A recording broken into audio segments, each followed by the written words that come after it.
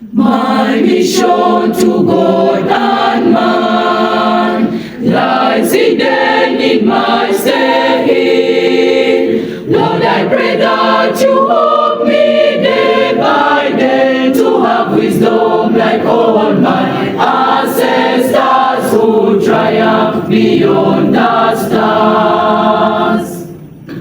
My mission to grow and serve depends on my words and deeds.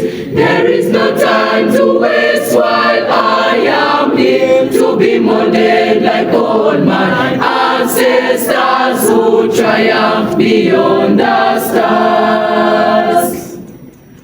I trust you, Almighty God. I'll conquer through Mbale SS. Then the whole world will know this is the school that triumphs beyond the stars above.